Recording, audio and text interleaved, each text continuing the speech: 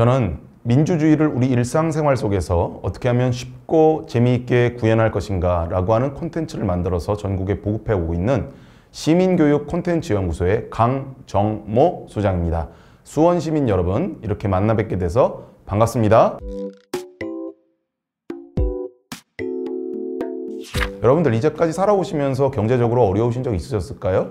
그렇죠. 경제적으로 어렵지 않은 사람이 어디 있겠습니까? 자, 그럴 때 친한 사람을 먼저 찾으셨습니까? 아니면 돈 많은 사람을 먼저 찾으셨습니까? 그렇죠. 우리는 먼저 친한 사람을 먼저 떠올리게 되죠. 이렇게 친한 사람의 네트워크를 사회적 자본이라고 이해하시면 되겠습니다.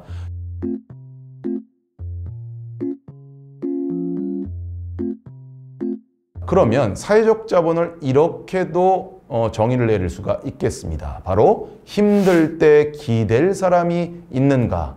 이 질문을 OECD 국가의 국민들에게도 질문을 했다라고 합니다. OECD 국가의 평균 점수는 바로 88%라고 합니다. 자, 그런데 우리나라는 몇 퍼센트였을까요? 바로 72.4%가 나왔다고 하네요. 자, 평균과 많이 차이 나죠. 돈을 축적하는 과정으로 이제까지 힘차게 달려왔다면 지금부터는 시민 참여를 통해서 사회적 자본을 향상시켜 바로 훌륭한 사회, 훌륭한 국가로 나아가기 위한 그런 노력들이 바로 필요하고요. 그것을 달성하기 위해서 바로 어떤 것이 필요하냐? 시민 참여, 즉 민관 협치가 바로 등장하게 된다고 볼 수가 있겠습니다.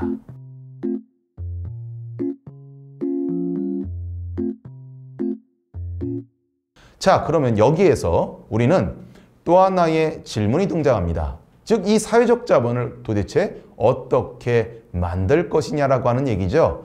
데리다라고 하는 철학자는 이런 얘기를 했습니다. 환대는 편안함의 해체이고 해체는 타인에 대한 환대이다. 이러한 환대는 나의 편안함을 좀 해체하는 것이고, 나의 편안함을 해체한다라고 하는 것은 타인을 진정하게 환대한다라고 하는 것이다 라고 하는 이야기입니다. 즉, 우리가 사회적 자본을 우리가 많이 창출하기 위해서는 사람과 사람이 만나서 사람과 사람이 소통하고 교류를 해야 됩니다. 특히 여러분들이 민관협치, 즉 수원시정에 많은 참여를 하려면 상대인 바로 행정과 여러 가지 교류를 해야 되는데, 여러분들은 행정의 작동 원리를, 또한 행정은 시민들의 삶의 작동 원리를 이해하면 이해할수록 그 안에서 환대가 일어나고, 그리고 진정한 사회적 자본이 창출될 수 있다라고 하는 말씀을 드리도록 하겠습니다.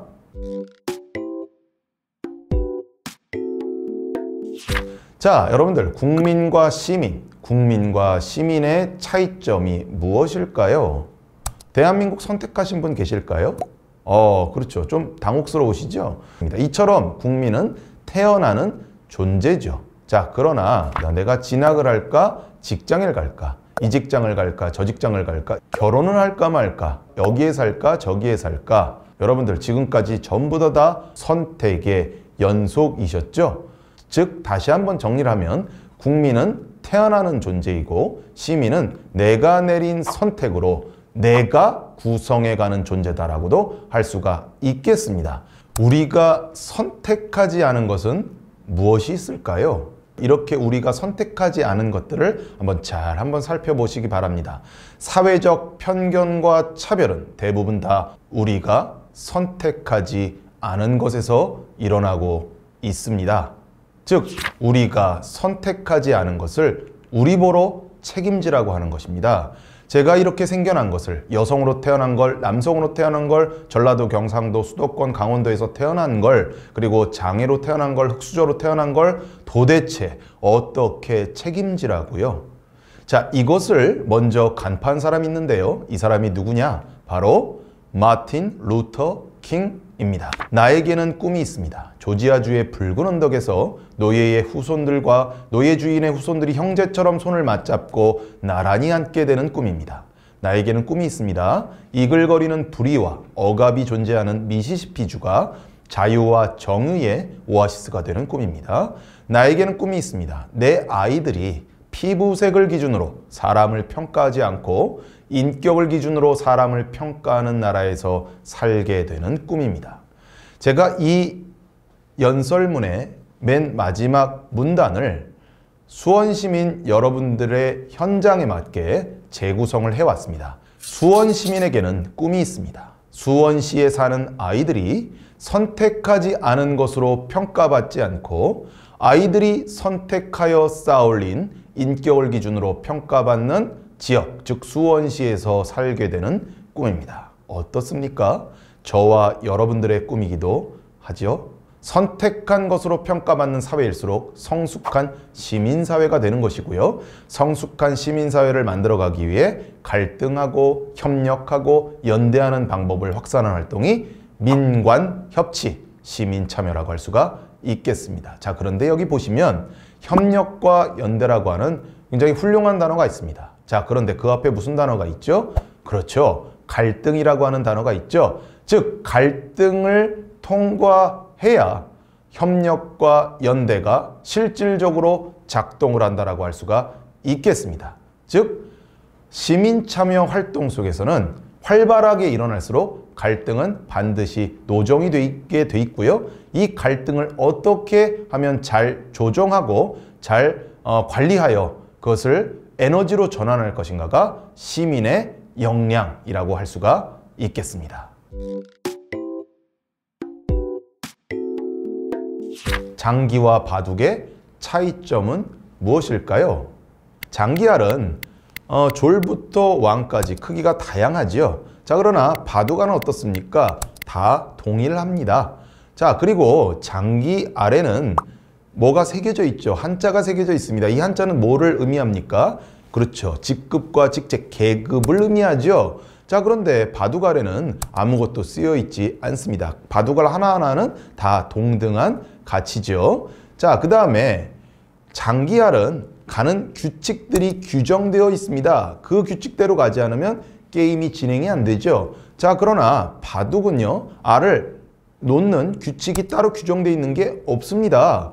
아무데나 둬도 되죠. 자, 그런데 아무데나 뒀다가는 어떻게 됩니까? 망하죠. 네, 좀 어렵습니다. 즉, 아무데나 둘 수 있는데 아무데나 뒀다가는 망합니다. 자, 그 다음에 장기의 게임의 방식은 어떻습니까?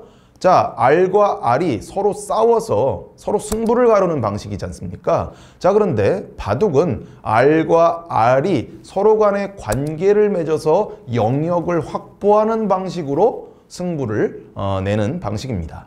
자, 그리고 장기는요, 다른 알이 다 살아 있어도 왕이 죽으면 그 게임은 끝납니다. 자, 그러나 바둑은 어떻습니까? 끝까지 둬봐야 되죠. 처음에 좀 수세로 몰리더라도 집을 확보하는 방식이기 때문에 끝까지 가봐야 합니다. 자, 여러분들, 행정은 장기의 작동 방식과 유사하죠. 민간의 운영 방식은 바둑의 작동 방식과 유사하죠. 자, 이렇게 민관협치라고 하는 것은 행정의 장기적인 작동 방식과 여러분들 민간의 작동 방식이 만나는, 그래서 새로운 게임의 룰을 만드는 그러한 것이라고 볼 수가 있겠습니다. 이렇게 제가 제시를 해드리면 많은 시민 여러분들과 공무원 여러분들은 민관협치가 어려워요 라고 말씀을 하시는데요. 사실 그렇지 않습니다. 우리가 장기를 처음 접했을 때 어떻습니까? 낯설었잖아요. 그러나 계속 하다 보니까 익숙해지는 거죠. 바둑도 마찬가지입니다. 계속 보다 보면 익숙해지는 겁니다. 새로운 게임을 만들었을 때 이제까지 해보지 않은 것이었으니까 그것이 처음에는 낯설지만 자꾸 해보다 보면 익숙해지는 겁니다. 이렇게 민관협치를 통해서 새로운 작동 방식을 통해서 우리는 수원시를 실질적으로 변화시키는 이러한 21세기적 행정 방식, 그리고 시민 참여의 방식이 바로 민관협치라고 할 수가 있겠습니다. 자, 그러면 시민 참여의 단계별 정책들을 한번 살펴보도록 하죠. 자, 먼저 시민들이 전혀 행정에 참여하지 않는 정책들, 그런 단계를 관주도의 행정 방식이라고 할 수가 있겠습니다. 물론 관주도로 행정을 펼쳐야 하는 사업들이 있습니다. 큰 인프라를 놓는다든지 뭐 이러한 어떤 사업들은 주민들의 의견을 좀 경청하고 전문가의 의견을 경청해서 관주도로 가는 것이 좀 더 적합하겠죠. 그러나 여러분들 마을 곳곳에서 일어나는 여러 가지 크고 작은 일들은 그 마을에서 사시는 분들과 민간의 전문가들의 의견을 경청해라라고 하는 여러 가지 여론들이 조성해서 만들어진 정책이 바로 위원회 제도라고 할 수가 있겠습니다. 자, 그럼 위원회가 열려집니다. 오래 사신 분들과 관심 있는 주민들과 그리고 민간의 전문가들과 행정이 모여서 그 사안을 놓고 여러 가지 의견을 서로 간에 교류를 합니다. 자, 그런데 교류를 하다 보니까 민간에서 여러 가지 또 여론이 조성됩니다. 우리의 의견을 듣는 것뿐만 아니라 실질적으로 반영을 해라. 우리의 의견을 적용을 해라 라고 하는 여론들이 조성이 됩니다. 그래서 만들어진 정책이 바로 참여예산제라고 할 수가 있겠습니다. 여러분들 주민참여예산제라고 들어보셨죠? 자, 이것은 주민들이 직접 제안을 하고 그 여러 가지 제안 중에서 주민들의 투표를 통해서 그 예산 범위 내에서 주민들이 직접 선정까지 하는 제도를 의미합니다. 자, 그러나 목적과 목표대로 실질적인 변화를 위해서 적용이 되고 있는지 궁금해지지 않습니까? 그래서 이러한 여론들이 생겨납니다. 제안하고 선정하는 것뿐만 아니라 우리들도 행정과 함께 그 현장에 직접 참여해서 직접 실행까지 같이 해보자 라고 하는 요청하에서 이루어진 제도가 바로 지금 말씀드리고 있는 바로 민관협치라고 할 수가 있겠습니다. 민관협치는 주민들이 제안하고 선정하고 그리고 실행을 합니다. 그리고 실행한다라고 하는 것은 평가를 함께 하는 것이죠. 평가에서 나온 여러 가지 평가들을 민과 간이 같이 책임을 지는 그러한 과정이 바로 가장 높은 시민참여의 단계인 민관협치라고 할 수가 있겠습니다. 자, 오페라가 있고요. 마당놀이가 있습니다. 자, 오페라와 마당놀이의 차이점은 무엇일까요? 오페라는 완벽한 시나리오를 그대로 전달합니다. 자, 전달을 하면 할수록 그리고 스토리가 완벽하면 완벽할수록 참여자들이 역할이 있을까요? 그렇죠. 아이러니컬하게도 스토리가 완벽할수록 그리고 프로그램이 완벽할수록 참여자들, 객석에 참여할 요소들은 별로 없어집니다. 마당놀이는 어느 정도의 플롯이 구성되어 있지만 그 안에 빈틈이 있습니다. 그 빈틈은 참여자들이 참여할 수 있는 공간이 되는 거죠. 이렇게 약간의 빈틈은 사람들에게 그리고 객석, 주민들이 참여할 공간을 발견하게 하는 묘한 힘이 있다라고 하는 것이죠. 자, 그러면 어떻게 해야 빈틈을 만들고 주민들이 이야기하고 객석에서 이야기하고 참여할 수 있는 게 만들어 드릴 수 있을까요? 자, 바로 질문입니다. 그렇죠. 자, 여러분들 이 지금 동영상을 들을만 하십니까? 라고 물어보는 질문은 별로 유의미한 질문이 아닙니다. 여러분들 제가 이 질문을 했을 때 네 아니면 아니요 정도밖에 대답할 수가 없죠. 그 다음은 무언가 더 이상 소통할 수가 없습니다. 자, 그런데 어떤 점이 인상 깊으신가요? 어떤 부분을 현장에 적용하고 싶으십니까? 어떤 부분이 아쉬우신가요? 라고 질문을 했을 때 여러분들은 다양하게 의견들을 제시할 수 있고 저와 함께 교류를 나눌 수가 있겠죠. 이렇게 육하 원칙이 들어가 있는 이 질문을 어떻게 만드느냐가 바로 시민참여와 민관협치에서의 참여자들이 준비해야 될 바로 빈틈이라고 할 수가 있겠습니다. 그래서 수원시의 민관협치의 특징을 정리를 하면 소통에서 협력으로, 참여에서 권한으로 가 바로 수원시 민관협치의 특징이라고 할 수가 있겠고요.